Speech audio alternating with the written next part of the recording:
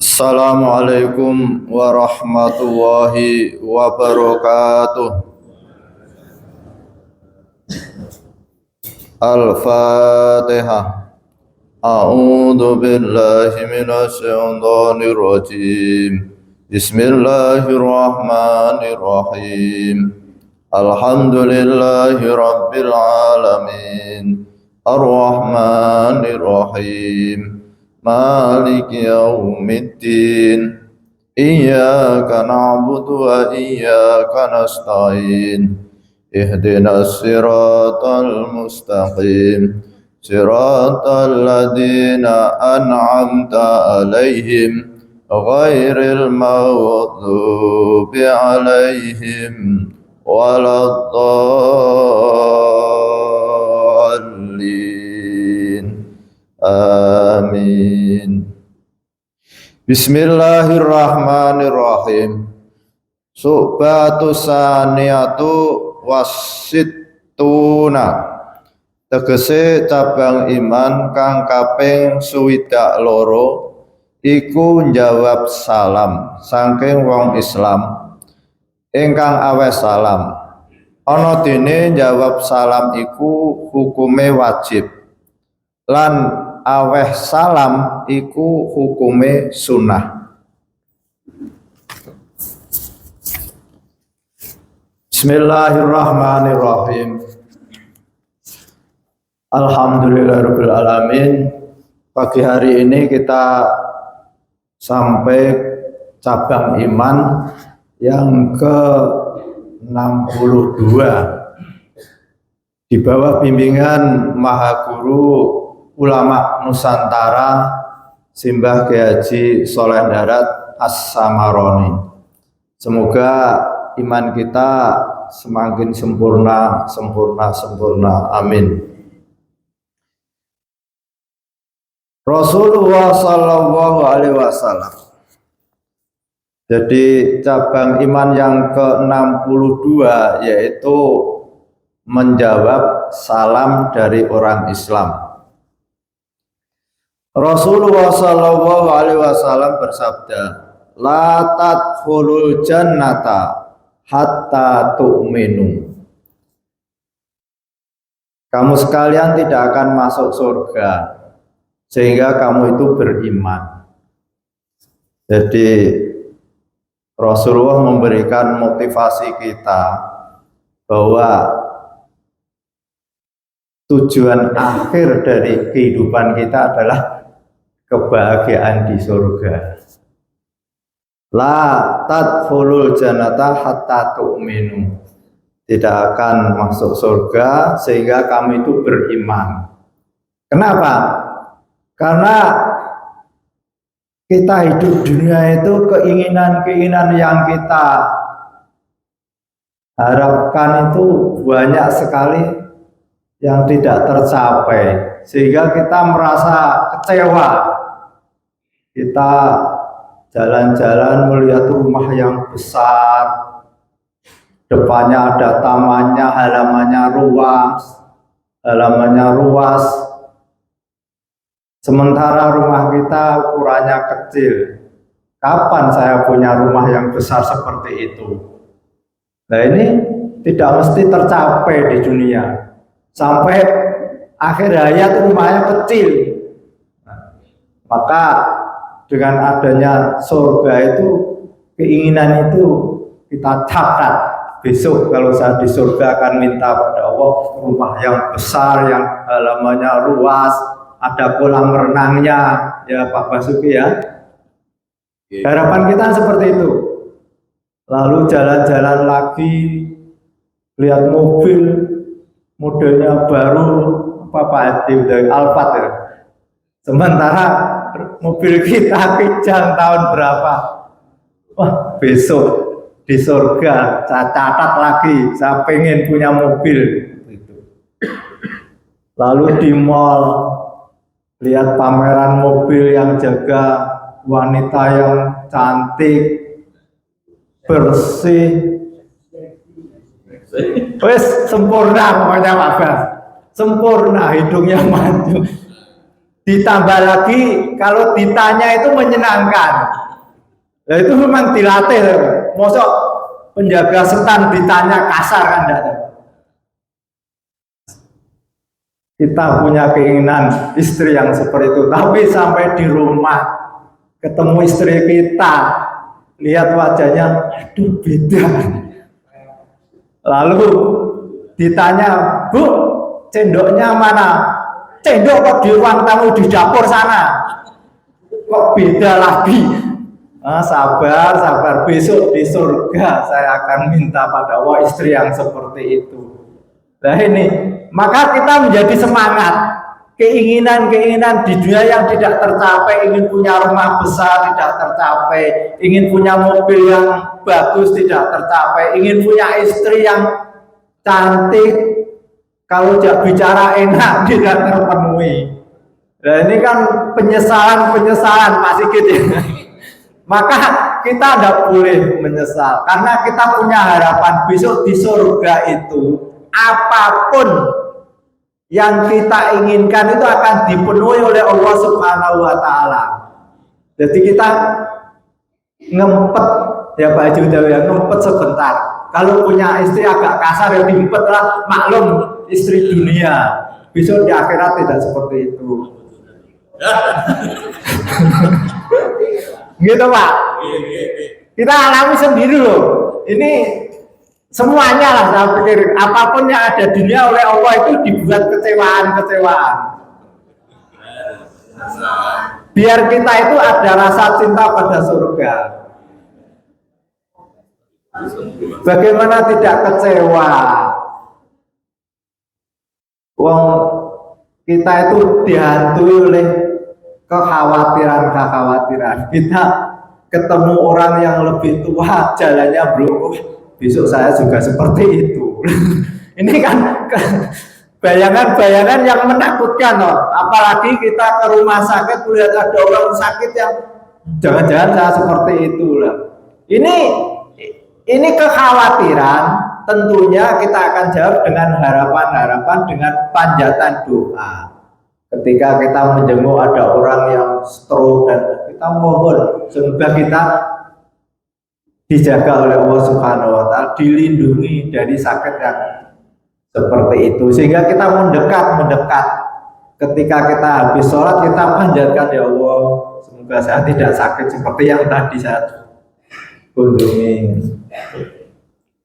La tadkhulul jannata hatta tu'minu. Jadi tu'minu itu kita bahasakan kalau orang ibadah haji itu apa? Paspor ya Pak Haji. Tidak akan bisa ke Saudi tanpa paspor. Begitu juga seseorang sebaik apapun, misalkan di dunia membantu orang, lalu terhadap orang itu baik, tapi tidak beriman, tidak akan masuk surga. Maka kita selalu mohon pada Allah Subhanahu wa Ta'ala, semoga iman kita ini sampai akhir hayat, dan anak-anak kita, keturunan kita itu kita mohonkan pada Allah menjadi orang yang beriman. Kenapa? Karena kalau orang itu tidak beriman, sudah divonis tidak akan bisa masuk surga, dan akhirnya tempatnya adalah di neraka selama-lamanya, karena paspornya tidak ada. Jadi kuncinya untuk bisa masuk surga itu yang pertama harus beriman. Jadi kalau ada orang tidak beriman, udah itu tempatnya bukan di surga tapi di neraka dan selama-lamanya. Nah, maka kunci untuk bisa masuk surga itu beriman. Nah, iman itu 3 komponen. Yang pertama, meyakini dalam hati kita. Kita punya keyakinan bahwa tidak ada Tuhan selain Allah dan Nabi Muhammad adalah utusan Allah. Itu keyakinan ini dalam hati harus benar-benar kita yakin. Lalu yang kedua diucapkan dengan lisan berupa asyhadu alla ilaha illallah wa asyhadu anna Muhammadur Rasulullah. Yang ketiga diwujudkan dalam bentuk amal perbuatan, yaitu rukun Islam. Kemudian beriman tidak sholat misalkan, ini kurang sempurna. Jadi iman itu meliputi 3 komponen: keyakinan diucapkan, lalu dibuktikan dengan amal perbuatan. Nah, sempurnanya iman itu ada 77 anggota. Jadi ibarat tubuh kita kan ada kepala, ada hidung, ada mata, ada tangan, ada kaki. Maka kalau tubuh seseorang itu tangannya hanya 1, berarti ya tetap manusia, tapi cacat. Nah, misalkan ada seorang yang beriman, lalu katakanlah sama tetangga tidak bagus, itu berarti mungkin ibarat tubuh ya berisinya kalau 1, jadi kurang sempurna. Nah, sempurnanya itu yang kita kaji ini 77 cabang iman. Wala tu'minu hatta tahabbu, dan kamu tidak akan sempurna imannya sebelum kamu itu saling mencintai sesama orang beriman, saling mengasihi sesama orang beriman, saling menyayangi sesama orang beriman. Jadi kesempurnaan iman seseorang itu kalau hatinya itu punya rasa cinta terhadap sama-sama orang beriman, hatinya punya rasa sayang sama-sama orang beriman. Ini kuncinya. Jadi kita sempurna iman itu kalau kita ada rasa saling mencintai, saling menyayangi, saling mengasihi. Awala adulukum ala sayin idza fa'altumuhu tahabbtum. Nah, ini Rasulullah memberikan resep pada kita. Apakah suka kamu saya tunjukkan sesuatu perbuatan, jika kamu mengerjakannya kamu akan tumbuh rasa saling mencintai. Resepnya apa? Afsus salam bainakum, sebarkan salam di antara kamu. Ini resepnya. Maka ucapan salam assalamualaikum warahmatullahi wabarakatuh ini bukan sekedar ucapan, tapi ada resep tersendiri dari Allah Subhanahu wa Ta'ala yang ibarat obat. Ibarat obat itu akan berpengaruh pada penyakit-penyakit seseorang. Dokter memberikan obat antibiotik, kita tidak tahu fungsi antibiotik itu apa, prosesnya seperti itu, tapi dokter memberikan obat pada kita agar penyakitnya sembuh. Nah, resep ini oleh Rasulullah diberikan pada kita agar kita menyebarkan salam itu nanti akan menumbuhkan kita saling mencintai di antara orang beriman. Maka kita budayakan, ketemu misalnya saya ketemu Pak Yudhai di masjid, kita assalamualaikum, berjabat tangan. Ini resep. Kalau ini kita budayakan dan kita lakukan, insya Allah di antara kita itu akan muncul saling menyayangi, saling mencintai, sebagaimana obat antibiotik itu akan menyembuhkan infeksi yang ada tubuh kita. Nah, kadang-kadang kita itu kan ada rasa sombong atau rasa gimana ya, kita orang kaya, ada orang miskin, sama-sama atribut, pakai atribut muslim, tidak mau mengucapkan, tidak mau salam, apalagi menunjukkan wajah yang tidak menyenangkan. Nah, ini kan, maka resep inilah yang kita kembangkan, coba kita upayakan agar selalu kita ketika ketemu dengan sesama muslim, kita mengucapkan salam dan berjabat tangan. Kita budayakan khususnya di lingkungan jamaah Pak ya. Mulai besok kita biar tumbuh rasa kecintaan. Lalu salam itu ada 3 tingkatan. Assalamualaikum itu nilainya 10. Tapi kalau assalamualaikum warahmatullahi nilainya 20. Lalu kalau assalamualaikum warahmatullahi wabarakatuh nilainya 30. Jadi ketika kita mengucapkan assalamualaikum itu dapat nilai 10. Lalu kita jawab waalaikumsalam warahmatullahi, berarti kita menjawabnya dapat 20. Dan anjuran Rasulullah ketika kita menjawab salam hendaknya lebih. Kalau ada misalnya saya assalamualaikum Pak Haji, waalaikumsalam warahmatullahi. Nah kalau saya mengatakan assalamualaikum warahmatullahi, Pak Haji dijawab waalaikumsalam warahmatullahi wabarakatuh. Ini sempurna. Lalu ketika ada orang non muslim mengucapkan salam pada kita,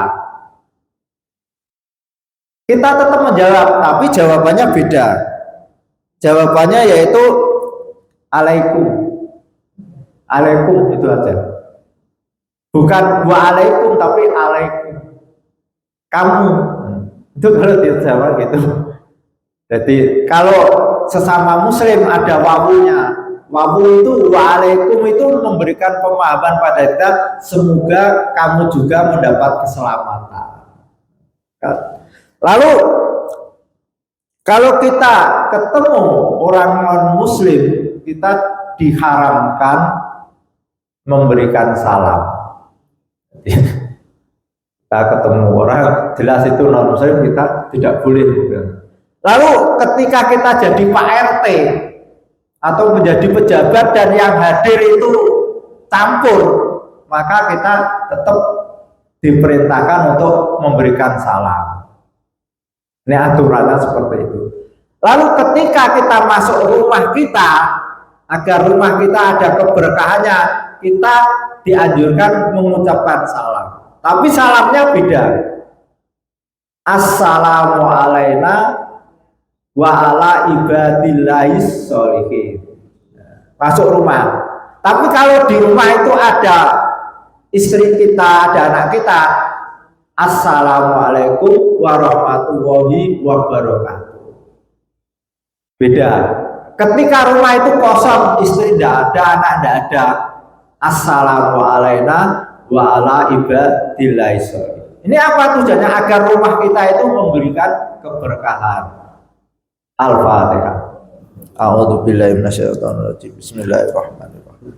Alhamdulillahirabbil alamin arrahmanir rahim maliki yaumiddin. Iyyaka na'budu wa iyyaka nasta'in. Ihdinas siratal mustaqim. Siratal ladzina an'amta 'alaihim ghairil maghdubi 'alaihim waladdallin. Jadi menurut Pak Haji, untuk pertanyaan, Assalamualaikum warahmatullahi wabarakatuh. Waalaikumsalam. Tadi dijelaskan bahwa menjawab salam itu hukum wajib. Kalau kita menerima ucapan salam di dunia maya atau di media sosial, apakah kita wajib menjawab? Nah, kalau itu berupa grup tidak ada yang jawab, apa kita juga wajib menjawab? Gitu. Kemudian di suatu rapat misalnya ada yang jelas yang mengucapkan salam itu non muslim, terus kita apakah wajib menjawab atau tidak? Gitu. Betul. Jadi ini sekarang zaman modern. Jadi beda zaman Nabi. Salam itu biasanya berpapasan zaman Nabi, tapi sekarang ada WA, ada itu ya. Jadi yang jelas aturannya orang memberikan salam itu hukumnya sunnah, itu hukumnya. Tapi menjawab salam itu wajib. Nah ini kan. Nah pertanyaannya, kalau itu di grup WA, lalu ya pokoknya di luar berpapasan ya, itu menjawab itu hukumnya wajib atau tidak kan begitu. Ini saya harus cari referensi ini. Soalnya nanti takut salah. Ini tak pending ya Pak ya. Nanti harus baca dulu. Lalu kalau tadi ditanyakan kalau itu yang mengucapkan salam non muslim pada waktu rapat ya. Misalnya pejabat itu beragama non muslim, lalu kita sebagai seorang muslim tadi sudah dijelaskan bahwa ketika non muslim memberikan salam, kita jawabnya alaikum. Lalu kalau ada satu majelis pengunjungnya banyak, maka dianjurkan salam itu 3 kali. Assalamualaikum warahmatullahi wabarakatuh. Yang jawab kan depan saja, yang belakang masih ngobrol. Kita ulangi. Assalamualaikum warahmatullahi wabarakatuh. Yang ujung sana masih belum terdengar, masih asik ngobrol bal-balan. Terakhir lebih keras lagi, biar semua dapat berkah dari salam itu. Masih satu Pak, belum saya jawab ya. Nanti coba minggu depan. Jadi, namun, matur nuwun Pak Madurin. Ini hari ini insya Allah kita ke tempatnya Pak Teguh, area Moti Selatan dan 4. Beliau di jamaah, tapi beliau sekarang masuk rumah sakit terus, dan sekarang masih di rumah hukum-hukum yang sempat ada bisa tidak kesana bareng dengan doa Pak Madurin. Kemudian yang kedua,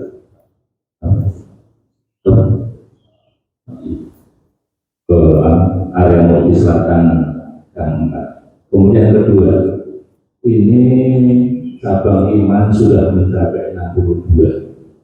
Cabang iman menurut Mbak Soledad menurut sampai 77 ada khatam. Nah Pak Farudin mempunyai rencana, ya Amir mempunyai rencana, ini kalau sudah khatam kita akan ziarah. Nah pilihannya ziarahnya ada ke Jogja ini kalau Pak Ibu. Ke Jogja kita ditawari oleh Profesor sama Dr. Iwan Kahaji itu yang di Wanamokti itu itu ada tempat di Kaliurang. Di sana ditawari untuk nginep.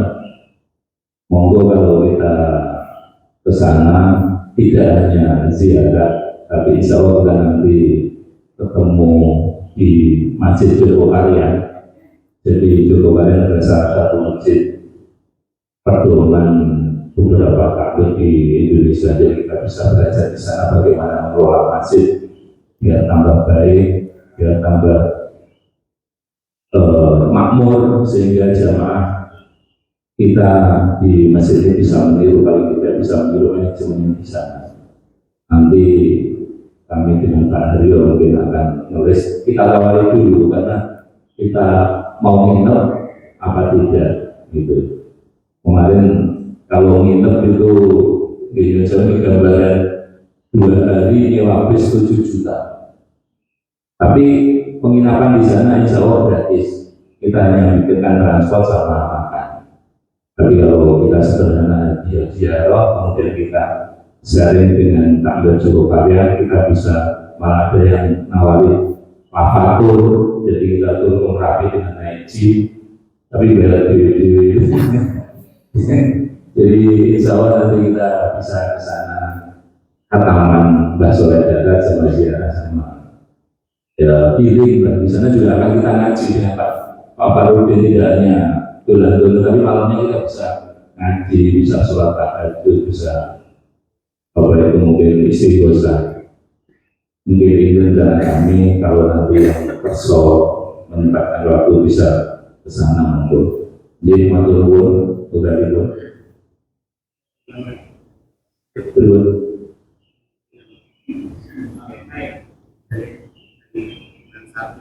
oh satu, oh diulang boleh, tunggu kok. Oh gini, diulang boleh. Iya makanya kami ada panggil sana.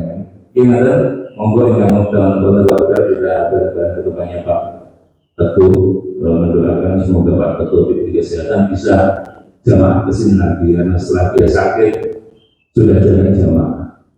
Matur nuwun. Assalamualaikum warahmatullahi wabarakatuh. Mari kita tutup taklim ini dengan bacaan hamdalah bersama-sama. Alhamdulillahirabbil alamin. Wassalamualaikum warahmatullahi wabarakatuh.